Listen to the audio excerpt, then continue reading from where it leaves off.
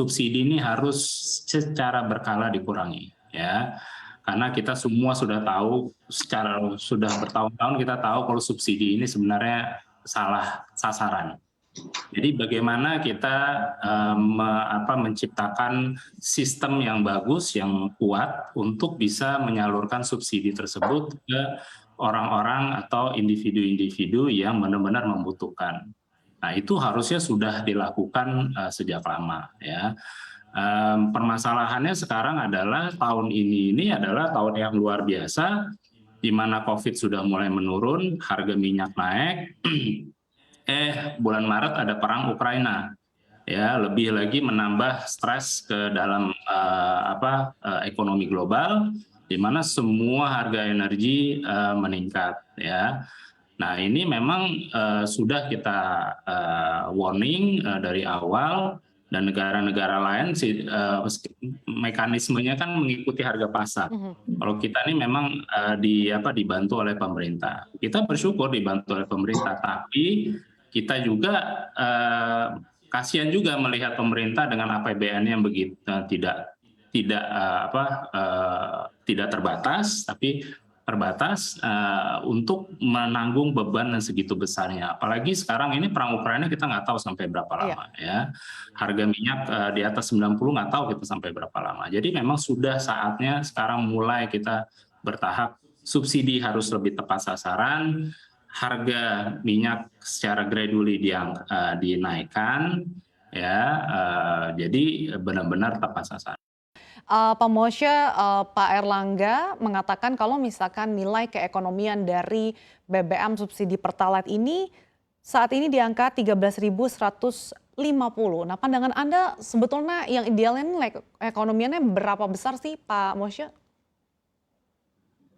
Oke, masalah keekonomian kan sudah dipatok dari produsennya sendiri, ya. Kita juga produksi dalam negeri dan juga kita impor, ya.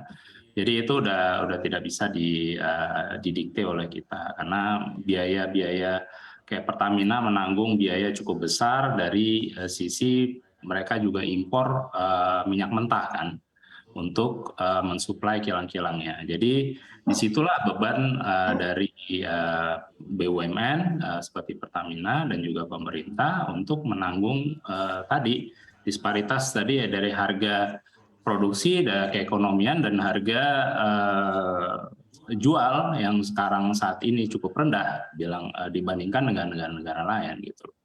Jadi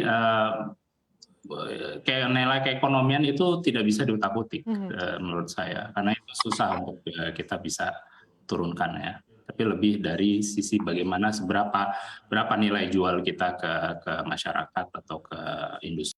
Oke, yang lebih menjadi concern adalah lebih ke nilai harga jual kepada masyarakat. Saya kan ke Pak Said, terakhir Pak Said, per September pemerintah ini kan memberlakukan pembatasan penggunaan Pertalite secara bertahap. Menurut pandangan Anda, bagaimana sih sebetulnya aturan ataupun pengawasan agar aturan ini bisa diimplementasikan dengan baik? Singkat saja Pak Said. Ya, memang saya menyadari pemerintah pasti berat lah. Mau skema My Pertamina atau penjualan LPG secara tertutup, ini memang berat.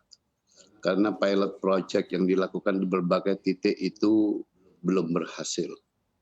Tapi mau tidak mau, suka tidak suka, barang-barang subsidi itu seharusnya tertutup penjualannya.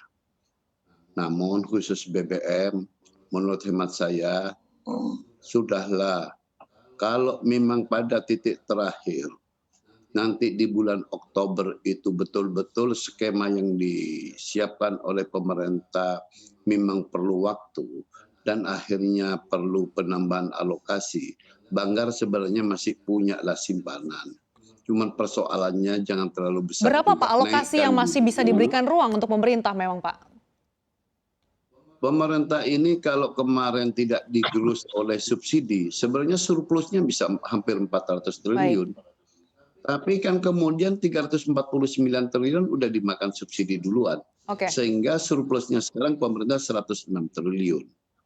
Nah, kalau kira-kira 2 bulan itu masih diperlukan, ya sedikit hitungan-hitungan kami, khusus BBM saja, itu sekitar 17 sampai 20 triliun maksimal. Oke, itu maksimal ya Pak. Oke. Tapi angka Baik, itu Pak. fantastis kalau diberikan langsung kepada masyarakat. Oke.